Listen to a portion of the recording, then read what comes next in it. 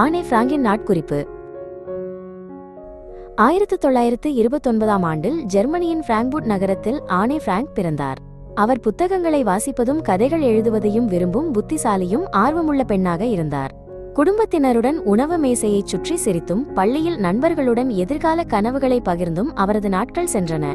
அந்த நேரத்தில் ஒருநாள் எழுதுதல்தான் தன்னை தாங்கி நிறுத்தும் மிகப்பெரிய சக்தியாக மாறும் என்பதை ஆனே இன்னும் அறியவில்லை.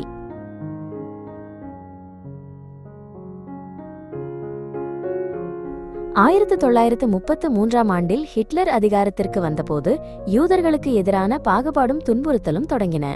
யூதர்கள் என்பதற்காகவே ஆனேயின் குடும்பத்தினருக்கு பூங்காக்களில் நுழைய அனுமதியில்லை.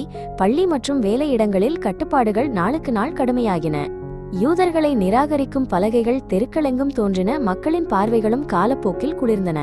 தான் யார் என்பதற்காக அல்ல, பிறந்ததற்காகவே வேறுபட்ட முறையில் நடத்தப்படுவது ஏன் என்று ஆனே புரிந்து கொள்ள முடியவில்லை.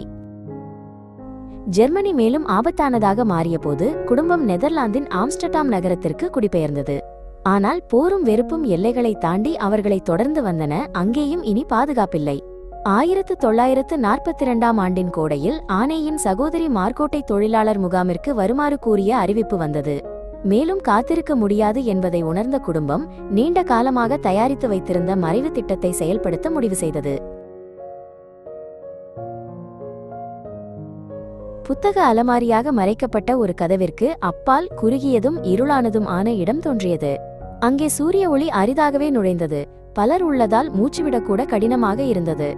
அது ஆனேயின் குடும்பமும் பிற யூத குடும்பங்களும் ஒன்றாக மறைந்திருக்க வேண்டிய இரகசிய பகுதி.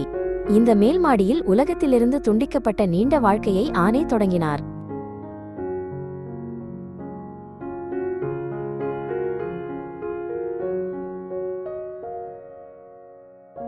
பகல் நேரங்களில் கீழே வேலை செய்பவர்கள் கேட்காதபடி ஒவ்வொரு சத்தத்தையும் கவனமாக கேட்டு இருக்க வேண்டியது.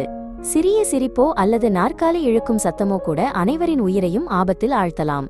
ஜன்னலின் ஒரு சிறிய பிளவின் வழியாக எதுவும் நடக்காதது போல தொடரும் சாதாரண வாழ்க்கையுள்ள தெருவை ஆனே பார்த்தார். அந்த காட்சி இனி எட்ட முடியாத தொலைவான ஒரு உலகமாக அவருக்கு தோன்றியது.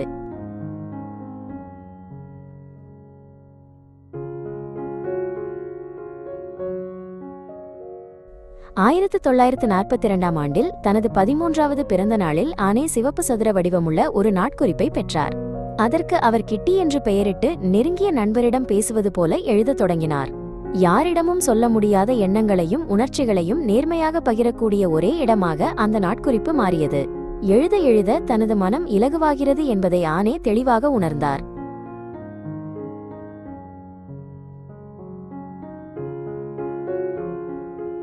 ஆனே தனது பயம், தனிமை, குடும்பத்தின் மீது கொண்ட அன்பு அனைத்தையும் எழுதினார். உடல் குறுகிய இடத்தில் சிக்கியிருந்தாலும் எழுதுதல் அவரை உலகத்துடன் இணைத்தது. வாயால் வெளிப்படுத்த முடியாத உணர்ச்சிகள் வாக்கியங்களாக வடிவம் பெற்றன. ஆனேக்கு அந்த நாட்குறிப்பு ஒரு பதிவு மட்டுமல்ல, அவரது இதயத்தை பாதுகாக்கும் கருவியாக இருந்தது.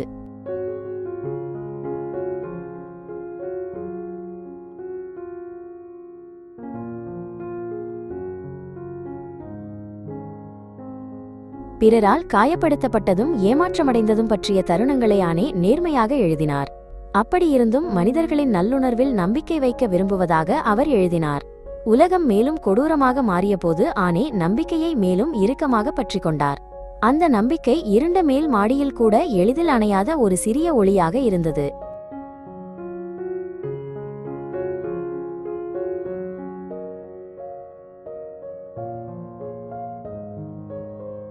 ஆனே தனது நாட்குறிப்பில் எழுத்தாளர் அல்லது பத்திரிகையாளர் ஆகும் கனவை அடிக்கடி எழுதியார். போர் முடிந்தபின் மீண்டும் பள்ளிக்கு சென்று சுதந்திரமாக படித்து எழுத விரும்பினார். குறுகிய இடத்தில் அடைக்கப்பட்டிருந்தாலும் அவரது எண்ணங்களும் கற்பனையும் எப்போதும் எதிர்காலத்தை நோக்கி சென்றன. கனவுகள் எந்த சுவராலும் முழுமையாக சிறைப்பிடிக்க முடியாதவை.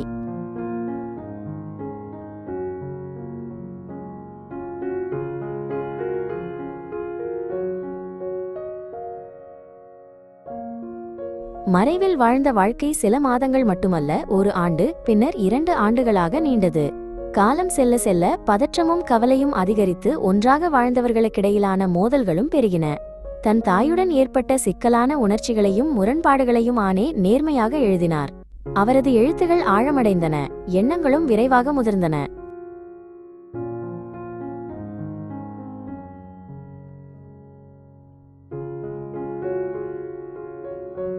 ஆனே அடிக்கடி ஜன்னலின் ஒரு சிறிய பிளவின் வழியாக வானத்தை நோக்கி பார்த்தார். மேகங்களின் இயக்கமும் பறவைகளின் பரப்பும் அவருக்கு சுதந்திரத்தின் சின்னங்களாக தோன்றின. இந்த சிறிய தருணங்கள் உயிர்வாழ அவருக்கு வலிமை அளித்த மதிப்புமிக்க ஆறுதலாக இருந்தன. ஆனேக்கு வானம் நம்பிக்கை முழுமையாக மூடப்படவில்லை என்பதற்கான சான்றாக இருந்தது.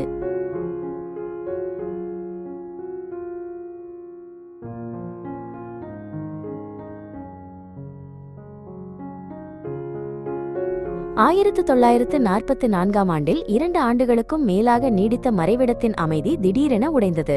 யாரோ ஒருவர் துரோகம் செய்தார். நாசி ரகசிய போலீசார் அந்த பகுதியை சோதனை செய்தனர். புத்தக அலமாரிக்கு பின்னால் மறைந்திருந்த இடம் வெளிப்பட்டது.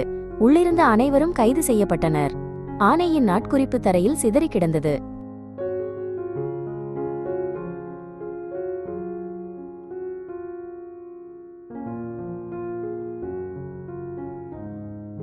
ஆனே மற்றும் அவரது குடும்பம் வெஸ்டபோர்க் வழியாக ஆஸ்விட்ஸுக்கு அனுப்பப்பட்டனர். அங்கேயுள்ள உண்மை அவர்கள் அறிந்த எந்த பயத்தையும் விட கடுமையானதாக இருந்தது. பசி, குளிர், நோய் ஆகியவை ஆனையின் உடலை நாளுக்கு நாள் மேலும் பலவீனப்படுத்தின. நாட்குறிப்பு இனி தொடர முடியவில்லை.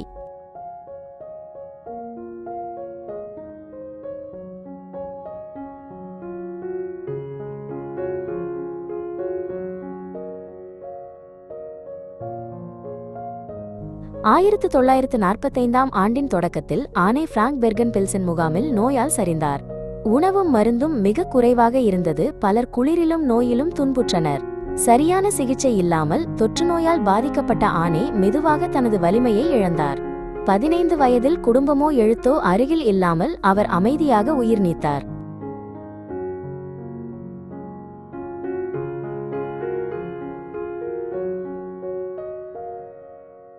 போர் முடிந்தபின் அவரது தந்தை ஒட்டோ பிராங்க் மட்டுமே உயிருடன் திரும்பினார். மகளின் நாட்குறிப்பை வாசித்தபோது முன்பு அறியாத ஆழமான உள்ளுலகத்தை அவர் கண்டார். அனைத்தையும் அப்படியே வெளியிட முடியாததால் சில பகுதிகள் நீக்கப்பட்டோ திருத்தப்பட்டோ இருந்தன.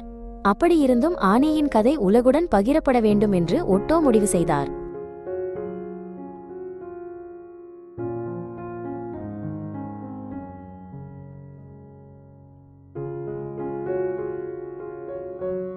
ஆனேயின் நாட்குறிப்பில் போர் மட்டுமல்ல, இளமை பருவத்தின் குழப்பங்களும் உணர்ச்சி மாற்றங்களும் இருந்தன. தன் உடலில் ஏற்பட்ட மாற்றங்களையும் தாயுடன் ஏற்பட்ட முரண்பாடுகளையும் அவர் நேர்மையாக எழுதினார். இந்த தனிப்பட்ட பகுதிகள் முதல் பதிப்பில் வெளியிடப்படவில்லை. ஆனாலும் ஆனே எவ்வளவு உண்மையான எழுத்தாளர் என்பதை தெளிவாக அவை காட்டுகின்றன.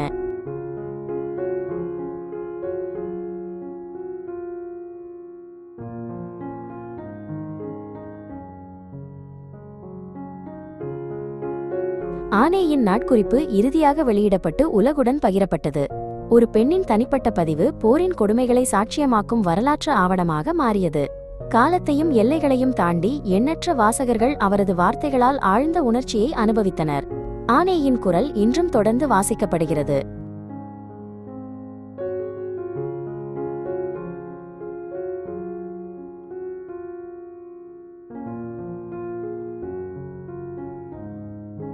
ஆனே பிராங்க் குறுகிய வாழ்க்கையே வாழ்ந்தார். ஆனால் அவரது எண்ணங்களும் கேள்விகளும் மறையவில்லை. இருளிலும் கூட வார்த்தைகள் நம்பிக்கையின் சினைகளை விட்டுச் செல்ல முடியும் என்பதை அவரது நாட்குறிப்பு நிரூபித்தது.